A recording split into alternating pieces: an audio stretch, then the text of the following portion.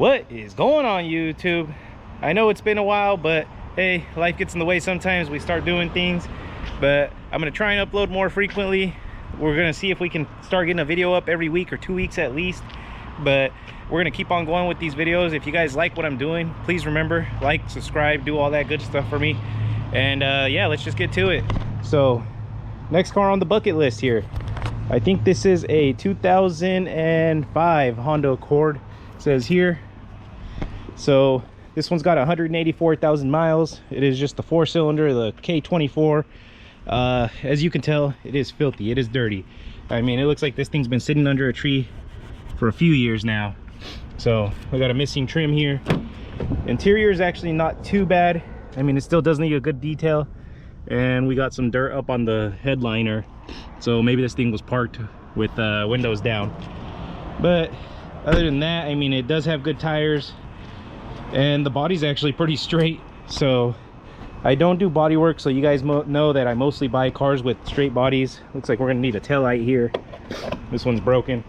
And other than that, maybe it looks like we got a scratch on the door here, but she will polish up. I poured some water on this thing a couple days ago, and as you can see, the paint is actually pretty good. Might need to be clay barred and, you know, maybe polish, but she's in pretty decent condition. So I already went ahead and checked this one out. I took it apart a little bit, guys. I just kind of winged this one. I got it for a really good price. We got this one for actually $750, somewhere around there. But unfortunately, it didn't say anything on it. So this one didn't say it ran and drove. It didn't say anything, no information. And obviously when they're like that, the thing probably doesn't run and drive. But I did go ahead and get it to fire up, and it is just misfiring on one cylinder. Checked compression. This first cylinder here has no compression. So we're gonna go ahead and replace this engine. I already got a new one. It's in the back of the Avalanche there. Maybe got a video coming up on that Avalanche. That's my new tow rig.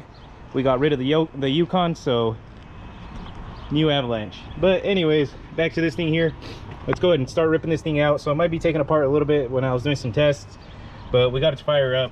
No compression in that cylinder, so we're just going to go ahead and replace this engine. It is blowing through the rings when I did a leakage test, so I don't want to rebuild this thing.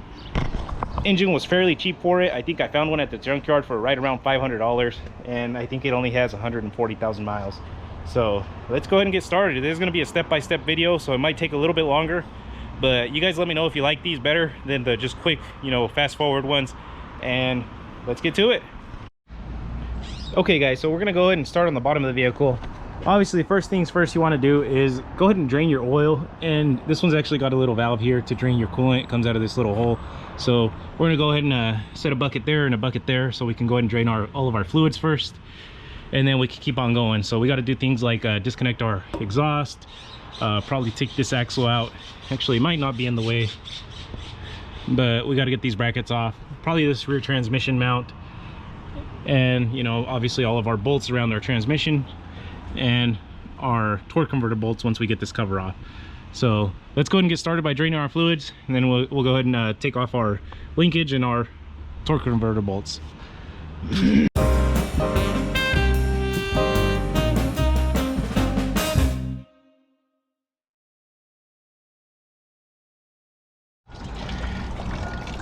Okay, so while our coolant is draining there, we're gonna go ahead and get these covers off. So it looks like we got this shift linkage cover. So it's got 10mm bolts, 3 of them on this side, and it looks like 3 on the back side.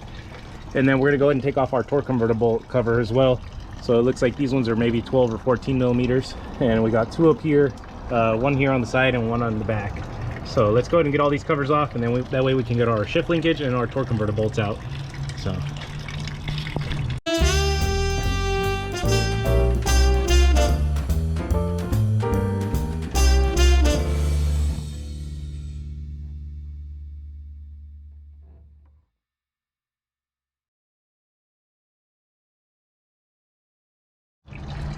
okay, so we got those covers off. So as you can see, we can see our torque converter bolts now. So these are just 10mm. We're gonna go ahead and take all these off. You got to rotate the engine, you know, with the crank over here. So you got to spin your crank, get all these out. I want to say there's 10 of them, and then once you got all of them out, the way to know is you can spin the torque converter behind the flywheel, and that should be easy to spin. But next thing we're gonna do also is this shift linkage. Let me see if I can get some light in here. There you go. You do have this little bolt. It's got a little flap that's bent, so you're not supposed to be able to take it out. So what you got to do is you got to get a screwdriver. Got my screwdriver here, and just bend that bottom flap down, so that way you should be able to get your 10mm on there and slide your shift linkage out. So let's go ahead and get that linkage and these torque converter bolts out. I am also probably going to zip off this 17mm bolt. Looks like there's one here, and there's one actually right above the axle up there, and probably get this exhaust off and out of the way as well. So we can go ahead and get all that done. We'll get right back to you.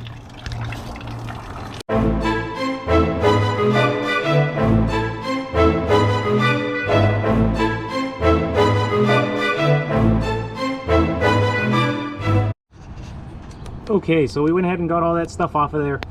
We got all of our torque converter bolts. This is what I mean by being able to spin your torque converter. As you can see, I can just spin it with my thumb, so that means there is no more bolts in that thing. I was thinking afterwards, I do not think it is necessary to take off your shift linkage. I still took it off anyways, just so that it would be out of the way when I'm pulling the engine. But I don't think you have to do that exactly. But next step is we are gonna have to take off this transmission mount back here. So it looks like we got 1, 2, and then there's actually a third bolt way up there. So I'm gonna go ahead and get those 3 out of the way. I did disconnect my exhaust as well, so that's pretty simple, just 2 bolts right there, and that's out of the way. So I will probably also take this front transmission bolt out here from the bottom. I don't know, it might be easier to get it from the top, but we also need to get rid of that bolt there. So let's keep on going. Next step after this is we might jump to this AC compressor. I'm pretty sure it's gonna have to come off, so we might have to jump up to the top of the car. But let me get these 3 bolts out of this transmission mount here, and we'll keep on going. Okay, so I'm gonna go ahead and try and see if we can yank this thing out the top. I do not want to drop the whole engine cradle, the rack and pinion, all the suspension. I don't want to do all that. So I'm gonna go ahead and try and squeeze this thing out of the top. I don't know if it comes out of the top, so let's just go ahead and give it a try. I'm gonna start by taking off this air box here. So looks like we just got a little bolt here, maybe a Phillips. Take this air box out of the way, and then we'll just start disconnecting this wire harness and all these hoses on this side.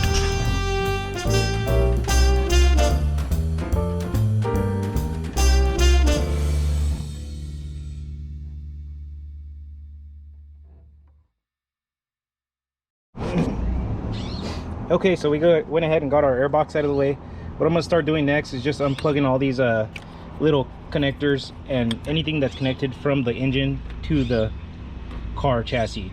So it looks like we're going to probably have to undo this radiator, this upper and lower radiator hose, and then maybe even just take this thing out. It's got a couple pins plugged in, so it's got one on this side, one on that side. So if you want to, you can just undo this this front cover, get it out of the way, you know, just to give us a little bit more breathing room. And then we got to start unclipping all these sensors here as well. So looks like you got this little solenoid, and then you got all your coils and all this wire harness. We got to get it out of the way. So let's go ahead and do that. I'll put you guys on a quick time lapse, and we can get everything disconnected here from the front. Okay guys, so next step is I want to get this AC compressor off. I did go ahead and loosen the bottom 2 bolts already from the bottom, but we got 2 more up here on top. But what I'm gonna go ahead and do is just actually take everything off. I'm gonna take off this power steering pump, this alternator, and then the AC compressor. So just to start off, we got to get this belt off. See if we can do this with one hand. Pull down on your tensioner, you can get your belt off. So that's that simple to get off. It'll come off. There you go. Just like that. Loosen up your tensioner, and then we can go ahead and start zipping these things off. Looks like our power steering pump has 2 or 3 bolts. We got one up here, and there's going to be one underneath, and I think it's just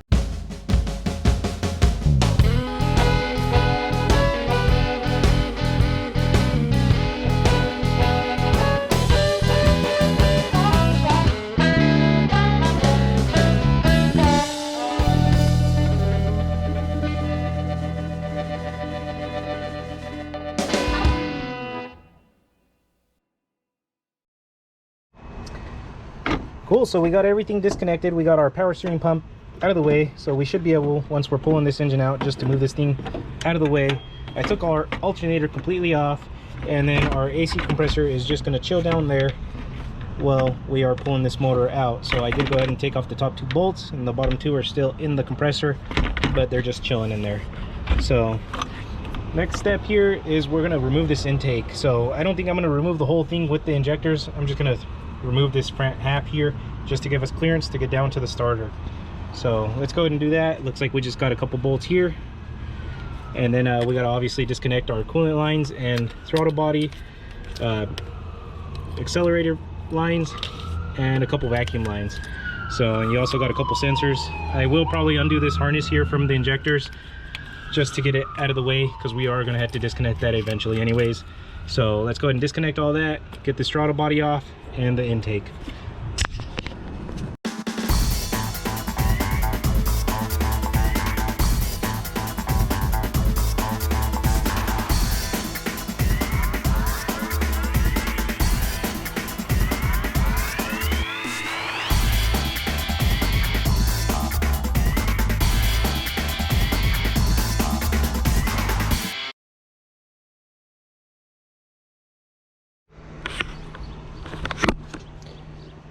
Okay, so that wasn't very hard at all. Yeah, you just got a couple bolts up there. You got some hoses and vacuum lines from our throttle body. The hardest part was kind of getting this throttle cables out of the butterflies there. You got to put them in the right spot and slide them out. And then you got one vacuum line underneath the intake, so don't forget to pull that off. But next step is we're going to go ahead and get the rest of this wire harness off. So I'm not just going to undo this one here. I'm going to undo this one and all of this one up here as well, all the coils, and we can get the whole thing to lean over that way. So that way we have no electrical components. There is a couple sensors down here I got unplugged. It looks like a cam solenoid and probably a VTEC solenoid on the back, and an oil pressure switch, and then I think our crank sensor is down below. So we had to undo all those so we can get this whole wire harness to come up, and then we can pull it and flop it over that way. I will get this starter out of the way, and probably a couple more of these transmission mounts or bolts going through the transmission, and it looks like we're almost getting ready to pull this thing out. So let's go ahead and get all these little hoses and connectors and everything off, and then we can keep on going.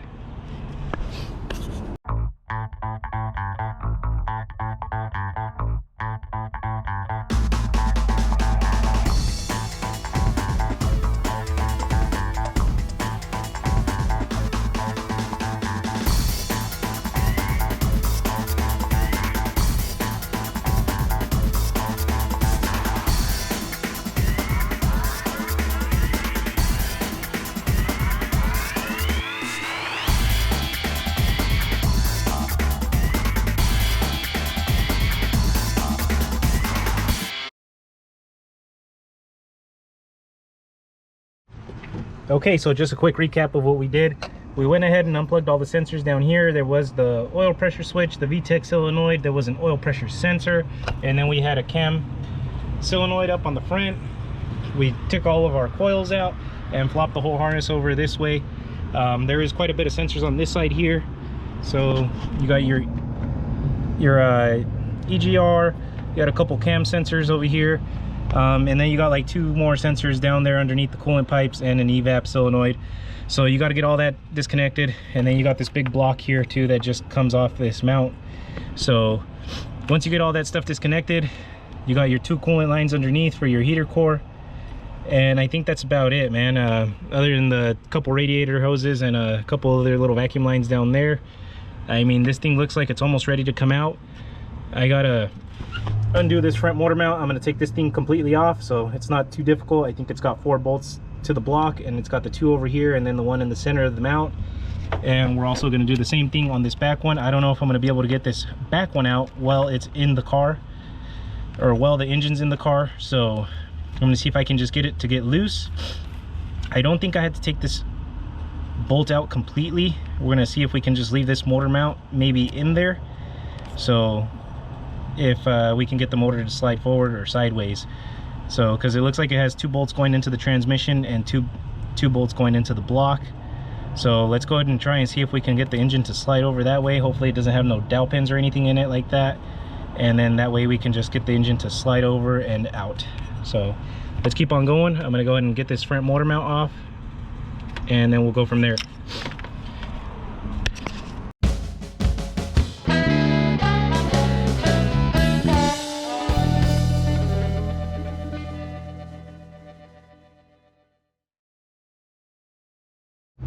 Okay guys, so we went ahead and got the cherry picker all set up. I got my strap on here, and I think this thing's ready to come out. So I got one more bolt in the transmission up here in this corner, and then I went already ahead and loosened up this motor mount. So I am just going to take off these two as well, so that way I can just get the motor mount completely out of the way. But I think we might be getting bound up on this back transmission mount right here. But if we can slide it out, I will slide it out and let you guys know. If not, what I might end up doing is just zipping off that motor mount or loosening it completely up. So let's go ahead and try and get this thing out of here. Put you guys on a quick time lapse so you guys can watch while I pull this engine out.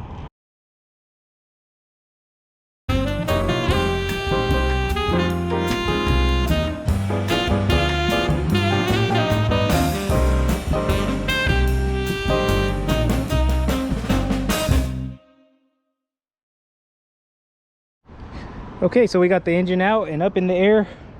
So now you know the name of the game. I got to make this, or actually that engine, look like this one. Put this one in the back of the truck so we can take it back for a core. But yeah, she came right out of there actually, guys. So I did loosen up this top bolt back here, and that let this thing kind of swing to the side a little bit.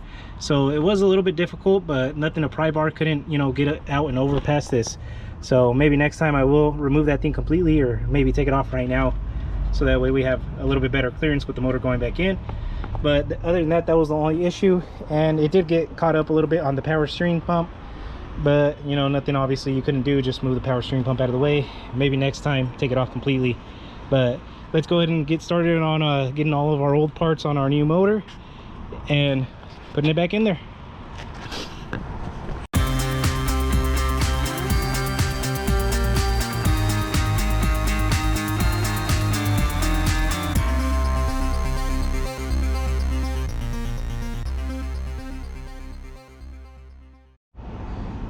All right, so we got our engine back in here. We got our motor mount bolted up. We got a couple bolts in our transmission bell housing, and it seems to be sitting in there pretty lined up. So now it's just as simple as doing everything backwards. We got to probably start with our intake, then do our AC compressor, alternator, power steering pump, connect all the wire harness back together, and then lift it up and bolt everything up from the bottom. So not too difficult of an engine, guys, to get in and out. I mean, I've only been working on it for a day. I'm probably going to have it done before 5 o'clock. So let's go ahead and keep on going. I'll put you guys on a quick time lapse. You guys can watch me put everything together.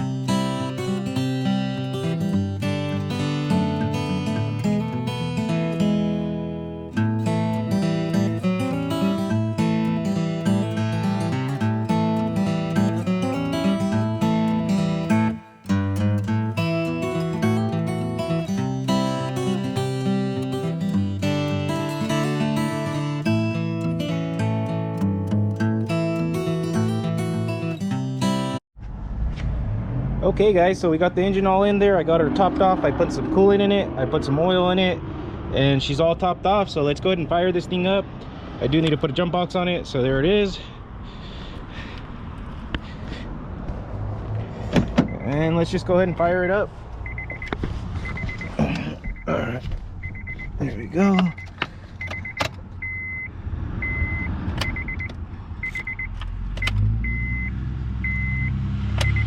Okay, let's give it a go. Wow, and she fired right up. Check that out. She's running smooth. We got a maintenance required light. That's just an oil change light, but no check engine light. So,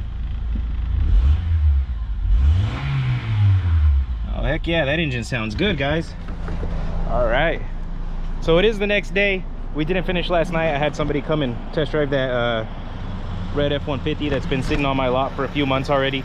But yeah, so listen to her purr, guys. She sounds real good. So yeah, this engine wasn't difficult at all, man. I mean, I got it out in honestly a few hours.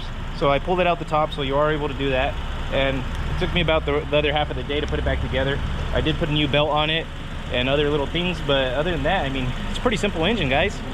So let's go ahead and wash this thing up. I'm probably going to give it a wash here on the lot. As you can see, I can't even see through the windshield, so I'm gonna have to wash that, and then let's take it for a test drive. Okay guys, so that Accord ran and drove perfect. No check engine lights, no noises, no clunks, nothing like that. I did have to recharge the AC, so I just put a couple cans of Freon in it. But other than that, man, the thing ran and drove perfect. So I went ahead and shipped it. It's out there getting detailed right now, so hopefully we can get it back next couple days and put it for sale. So that one was an easy one. I mean, like I said, I could probably have that engine in and out in one day. I had a customer come and wanted to look at another car. We went ahead and sold the truck, so the truck is gone. And yeah, so remember, stay up, hustle hard.